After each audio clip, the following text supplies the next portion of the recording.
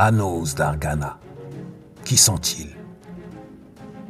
À bord du Rissa, Anos et Lux et Égosis se sentaient grandir de quitter Lonia. Le premier voyage d'Anos. Égosis, habitué des voyages, dit à Anos: regarde, c'est Elon. Anos dit: waouh, quelle beauté. Ma mère m'en avait parlé, mais je ne pensais pas la voir si belle.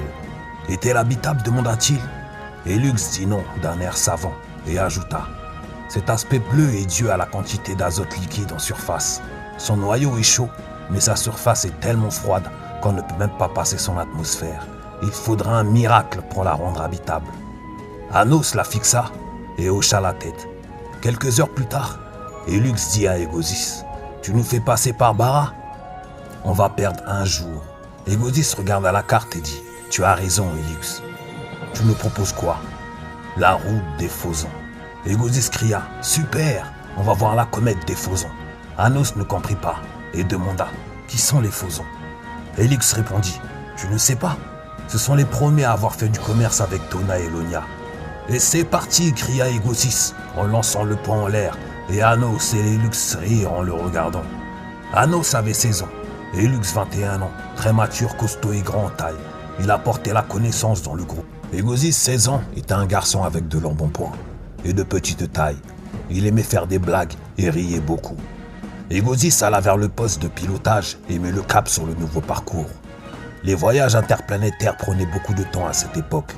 Lonia avait créé un moteur à Drana.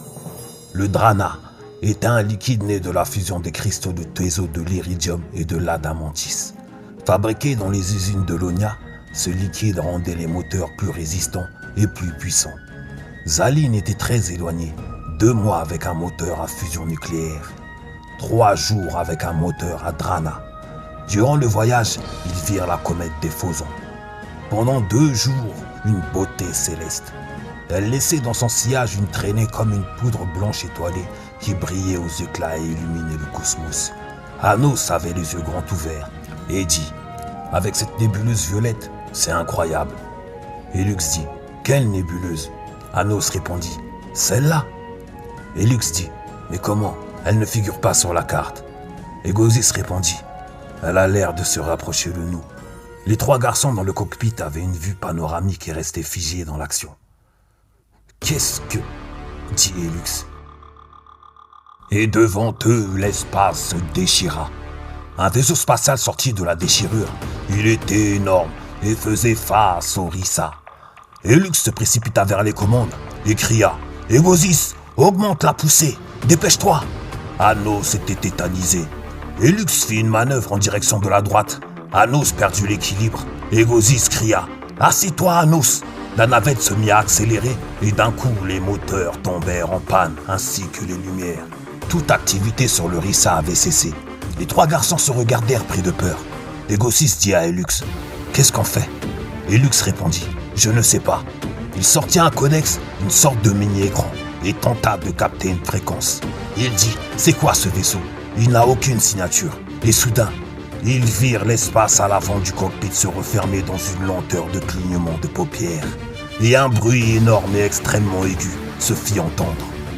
Les 3 garçons mirent leurs mains sur leurs oreilles jusqu'à sa fin. Elux dit: suivez-moi. Ils partirent à l'arrière du Rissa. À ce moment-là, la peur et la vue de nos garçons avaient atteint un seuil critique. Devant eux se trouvait un espace avec des planètes mécaniques qui dévoraient des soleils. Égosis courut jusqu'au cockpit et cria: où sommes-nous? Il reconnut le vaisseau sorti de la nébuleuse près de la comète des Phosons. Au même instant, une nébuleuse bleue apparut et aspira le Rissa et le vaisseau étranger. Anos plissa les yeux et d'un coup, tout était flou, lumineux et blanc. Il cria: Elux, Égosis! Et cette lumière blanche aveuglante autour de lui fut concentrée en un point. Anos était dans le noir total. Lorsqu'il reprit conscience, il ressentit une sensation de froid sous les biceps. Puis il entendit des bruits de pas métalliques. Il se sentait traîner au sol. Il ouvrit les yeux. Tout était de nouveau flou. Lorsque sa vision s'éclaircit, il fut pris de terreur. Devant lui se tenait un être mi-humanoïde, mi-machine. Il avait une sorte de hache à la place du bras gauche, des cicatrices sur le corps et des brûlures. Il semblait être le fruit d'une expérience qui avait mal tourné. Son œil cybernétique décortiquait les détails du visage d'Anos. Anos tenta de parler, mais en vain. Son corps semblait comme paralysé.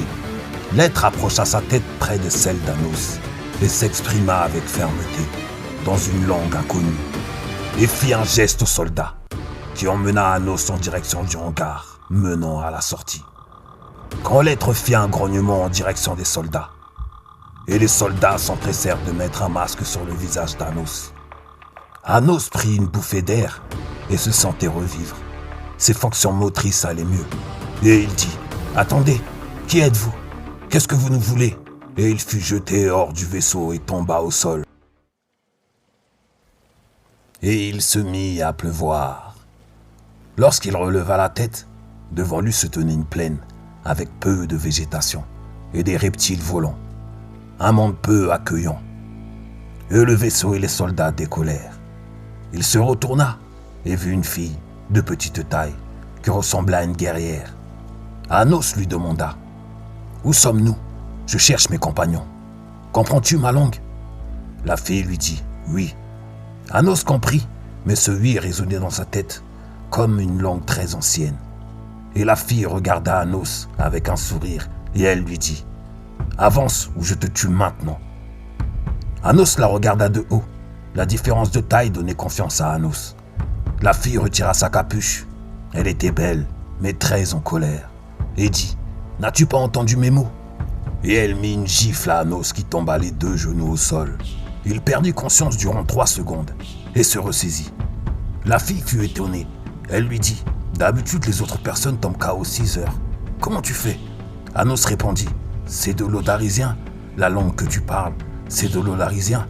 Lyra me l'a enseigné. » La fille ne comprit pas et dit « Avance. Il te faut frais pour la suite. » Anos se frotta la joue et s'exécuta. 2 heures plus tard, après avoir traversé une jungle, ils arrivèrent dans un campement fait de huttes, en peau écailleuse, près d'une chute d'eau dans une vallée. Un peuple de guerriers et guerrières qui portaient des vêtements en peau de bête avec des lances et des sabres cybernétiques et des sortes de fusils à impulsion. Ils semblaient tous formés au combat, un monde sauvage mais avancé. Arborant des joyaux métalliques au niveau du front, ce peuple brillait tel une constellation dans l'obscurité et se préparait à quelque chose. Certains avaient la peau noire avec des motifs blancs et d'autres avaient la peau verte ou rouge avec 4 bras et des coiffures ou le crâne rasé. Leur corps orné par les stigmates des batailles laissait apparaître leur envie de combattre. Mais pour ceux qui étaient des enfants, il n'y en avait aucun. Les plus jeunes étaient des adolescents. Anos finit dans une cage et se mit à observer les gens paniqués. Plus loin, il y avait 2 personnes qui portaient des masques rituels étranges sur une pyramide de 15 mètres de haut, décorée de motifs évoquant des chimères fantastiques et inédites, inconnues dans la culture d'Anos. Une foule se pressait autour de la pyramide. 2 êtres d'une race inconnue se furent poussés pour gravir les marches. Et une fois en haut, ils s'agenouillèrent face au public tétanisé. Pendant ce temps, derrière eux, un châtiment redoutable se préparait. Soudain, 2 lames furent brandies vers le ciel et s'abattirent sur ces malheureux, tranchant net leurs têtes qui roulèrent sur les marches. Et la foule s'enflamma. Mais le plus surprenant vint par la suite. Un des bourreaux leva une orbe bleue et une brume bleutée s'échappa des 2 corps pour être aspirée dans l'orbe. Ce rituel se répéta à plusieurs reprises. Lorsqu'Anos entendit « Non, arrêtez !» il plissa les yeux comme pour chercher une adaptation de sa rétine à la pénombre. Il aperçut Égosis, torse nu, le visage sanguinolent. Il cria « Égosis, Égosis !» Égosis cria « Anos, aide-moi !» quand un des soldats détacha Égosis qui ne savait pas où aller et que faire. 10 jeunes guerriers entourèrent Égosis et se mirent à le lyncher. Anos cria « Arrêtez !» En voyant son ami souffrir, Anos eut un sursaut de haine et plia un des barreaux de la cage sans s'en rendre compte.